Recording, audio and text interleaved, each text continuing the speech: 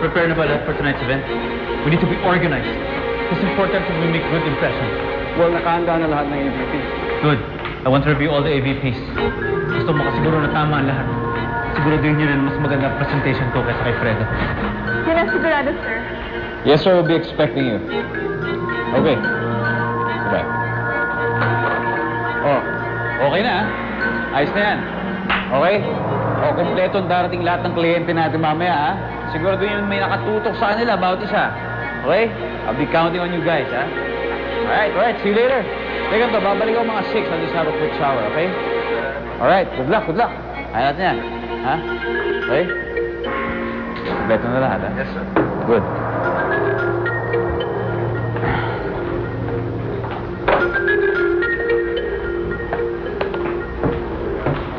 Hi, Charity.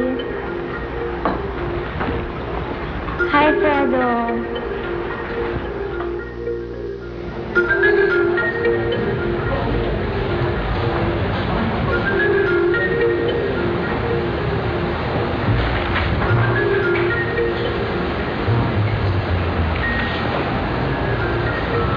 Laki ng jacket na yan. Kanina yan. Kay Fonzie, jersey jacket na kaya to. Init-init, nagja-jacket ka. Eh, pinasusuot niya sa akin eh. Kasi gusto niya malaman ng lahat na ako ang girlfriend niya. Girlfriend na niloloko. Ano yun? Are you still mad at me?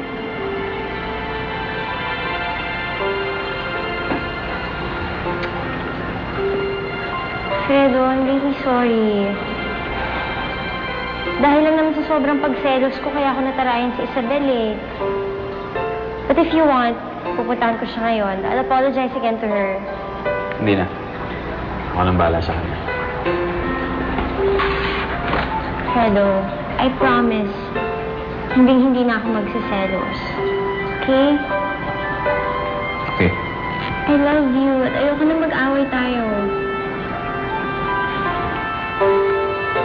Mahal mo ba talaga si Fonzie? Siyempre, bakit mo naman natanong? Sheila May, may bababae si Fonzie. Nahuli ko siya na nakikipagalitan. Sinungaling ka. Napapaka-good girl na ako. Hindi na ako magiging maldita ever again. That's good. Tell you what, uwi lang ako sandali. Kailangan ko lang maligo, kailangan ko magpalit ng damit para sa presentation namin. If you want, you can take a ride with me. It's okay, I'll just follow na lang later. You sure? Walang ibang girlfriend si Fonzie. Ako lang ang girlfriend niya. Maniwala. At faithful siya sa akin. Maniwala ka sa akin. Ako nga rin, nagulat ako eh. Alam ko naiingit ka sa kanya. At gusto mo siyang siraan. Naiingit ka dahil mayaman siya, gwapo. Samantalang ikaw, Ano? Mahirap at walang binatbat? Bahala ka kung ayaw mo maniwala. Magpaloko ka, sige. Ako na nga ito nagpapagandang loob eh. Panilait mo? salamat na lang sa lahat ng tulong mo. But I don't need you anymore.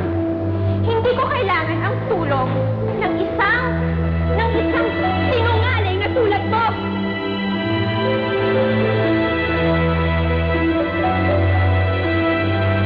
Bye. Bye. Sige. Charity, okay na? Alright. Hello? Jun. Sundin mo na ako sa lobby. Bumaba na ako. Ayan.